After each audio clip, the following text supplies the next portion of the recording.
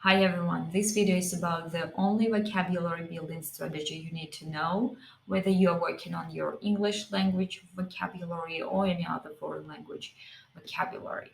So this is a super simple formula that I'm going to talk about, but the thing is we often overlook some of the stages and end up being unable to incorporate the new vocabulary that we've learned into our speech. So this formula was a game changer for me when I had a break in my teaching career in the process of learning English due to maternity leave. And my English got rusty. I get rusty like an old tool if I refrain from practice. I needed to boost my vocabulary and speaking skills, but I was stuck because I overlooked some of the stages, especially the third stage, which is the most crucial one. Without further ado, let's discuss the learning strategy. So I'm going to use the acronym RPA to identify each step of it. Again, you know all the stages probably, but what matters is some details and being able just to focus on each of the stages properly.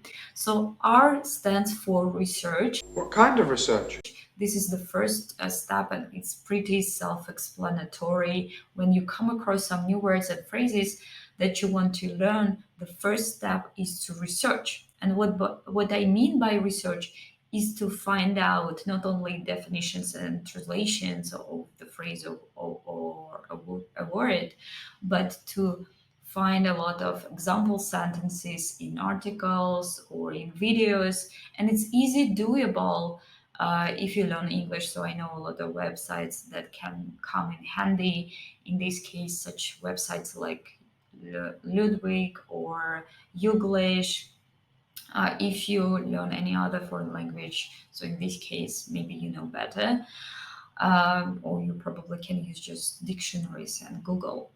So the goal of this stage is to find enough information about the new vocabulary unit so it becomes crystal clear to you how and when you can use the same phrase yourself. All of a sudden, everything is just so crystal clear. So oftentimes we know some words, we understand them when we happen to hear them, but we fail to use them ourselves just because we are not confident about the exact context they can be used in. So this step is super important, and I highly recommend spending enough time researching the new vocabulary that you're working on. So the next step is practicing. This step is also pretty obvious, but bear with me. I'll give you some more details, and please watch till the end because the next step is the most crucial one.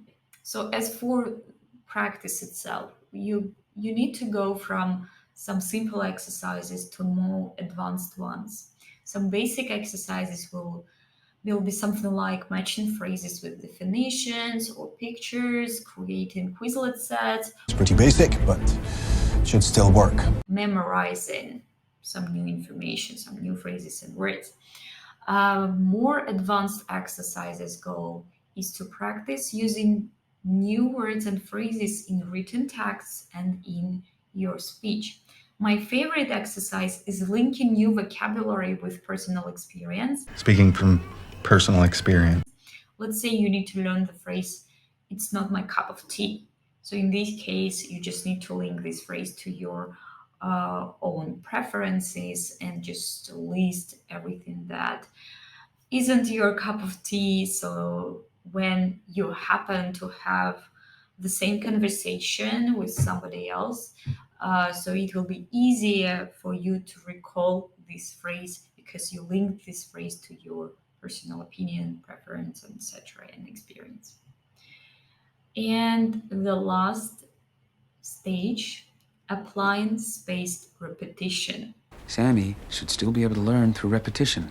So this is something that we tend to overlook like most of the time, just because we think like, okay, we found the definition of the word, we wrote it down in our notebook, we probably created a Quizlet, we did some exercises, but then we just stop and we move on.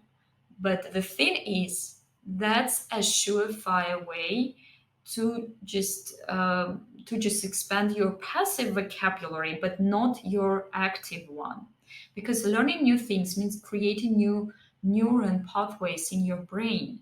This is the reason you need to activate new neuron pathways repeatedly in order to memorize some new information.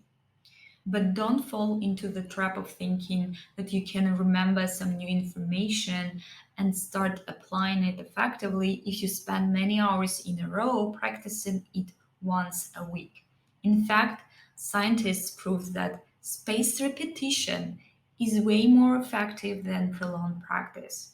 For example, it's much more productive to practice for 1 hour a day, 3 days in a row, than to practice for 3 hours once a week. We could use more practice. It's super important to focus on each of the steps and especially on the last one in order to activate those new phrases you've learned, in order to be able to use them in your speech spontaneously. If you are an English learner and you just need some more information on the way you can practice vocabulary skills, speaking skills on your own, and upgrade your English level, especially if you got to the intermediate level and feel stuck, all the details you will find in my free guide, so feel free to download it. The link is in the description below. So I hope this helps. Thank you and see you.